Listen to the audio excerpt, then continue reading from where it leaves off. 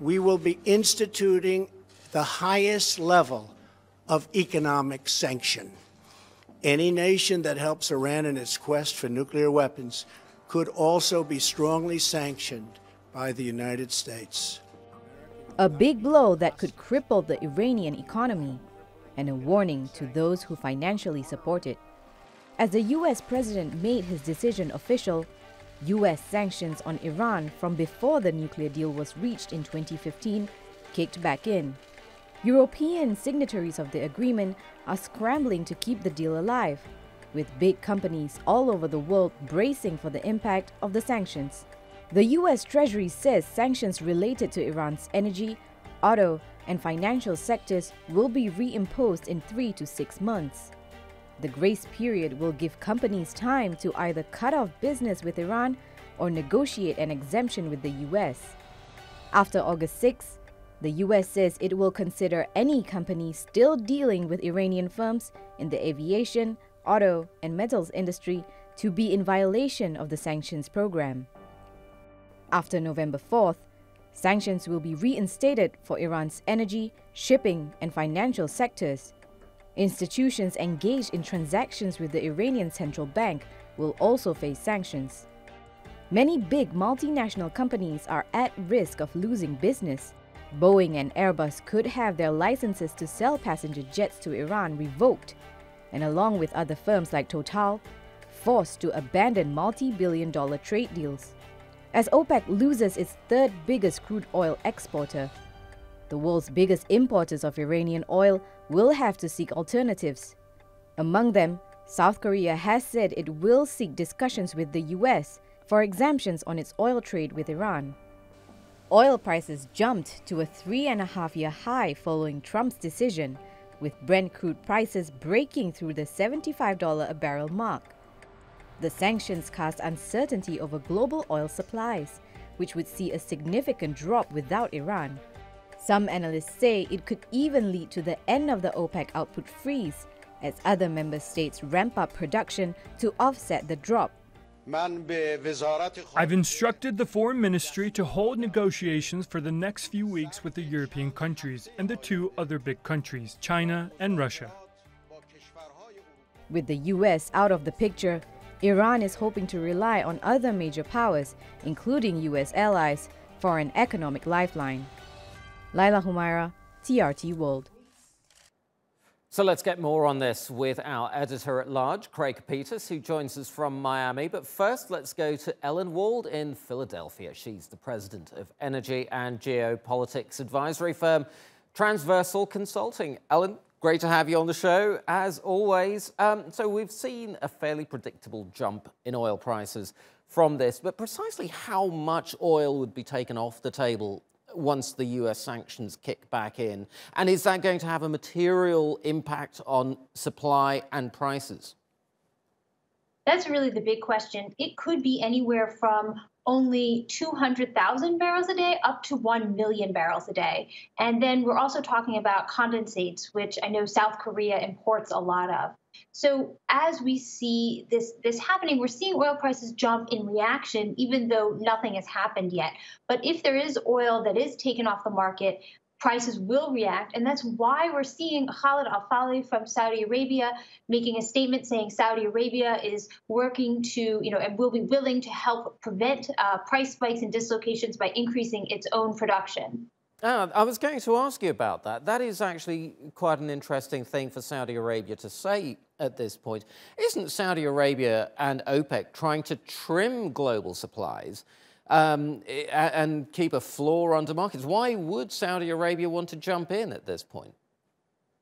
Well, there's 2 reasons. One, Saudi Arabia is actually producing below its OPEC allocation. So there is room for it to increase oil production, not enough to combat a dislocation of, say, 300,000 barrels per day, though. So it's got room to move into the market. But Saudi Arabia has always wanted to be seen as the stable producer, a stable source of energy. You can always rely on Saudi Arabia to get you your oil. And this is an opportunity for it to really come in and show that. OK, that's quite interesting. Craig, let me turn to you for a second before we go back to oil.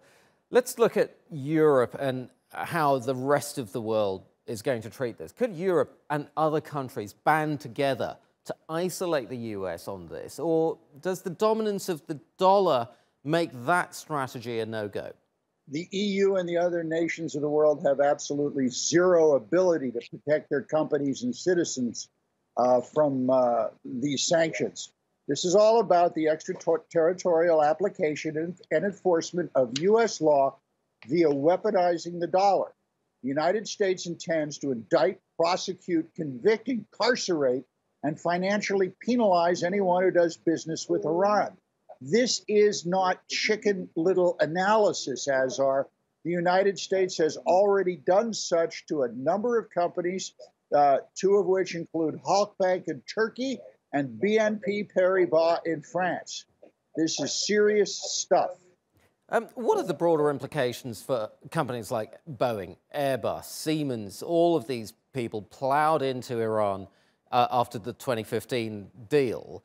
What's their strategy going to be going forwards? I don't think they know what their strategy is going to be. Look, this morning, the U.S. ambassador to Germany issued a statement. He said German companies doing business in Iran should wind down their operations immediately. That sounds like bullying. It is bullying. The response from the Ayatollah Khamenei in Iran was, Trump's corpse will be worm food. That's the level that we're at right now. Okay, Ellen, all the rhetoric aside for a second, I mean, what Craig is talking about is once again a big drop in investment into Iran from the outside. What does that do to Iran's all-important oil sector going forwards? This is a huge problem, and Iran has not really succeeded in getting the level of foreign investment that it was looking for initially in its oil industry. It's got this deal with Total to develop a big, major gas field. Gas is a huge part of Iran's oil industry, and yet now Total is thinking they might pull out and a Chinese company might take over. That Chinese company is not going to have the expertise, the markets that Total has. And if Total pulls out, then we're really looking at an Iranian oil industry that is not going to be able to produce up to the levels that they say they're going to be able to produce. I want to look at it from a consumer's point of view, Ellen, for a second. Gasoline prices in the US, for example, have climbed 11% since March. What is the potential for gasoline prices to climb even further, even faster, and what does that do to inflation going forwards? Gasoline prices are going to go up. We usually see an increase in gasoline prices in the summer anyway, so we have to acknowledge that some of that rise is due to the normal increase. The U.S. requires a different type of gasoline to be produced that's more expensive. But oil prices are up. They're up over $70 a barrel.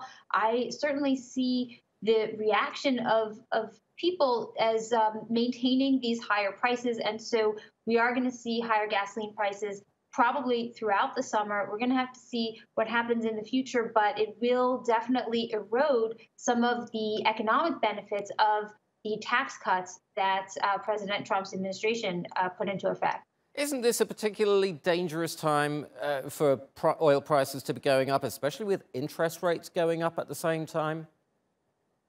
It's definitely putting pressure on the economy, but there is the flip side to that. The U.S. is now a major oil producer, and this basically Texas and North Dakota and New Mexico are all celebrating. And it's going to lead to a lot more economic development in those places. Yep. I'm glad you brought that up. We're almost out of time, but Craig, I want to bring it back to you. As Ellen mentioned, the big winners here, shale producers as well as Saudi Arabia. This plays right into their hands, doesn't it? Oh, it sure does. And the other interesting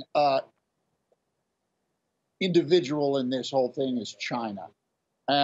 Because from where I'm looking at this, from beyond the bells and whistles of the oil industry, albeit it quite important, is would the United States even dare to indict, prosecute, issue an Interpol red notice against a Chinese company or individual who would continue doing business with Iran?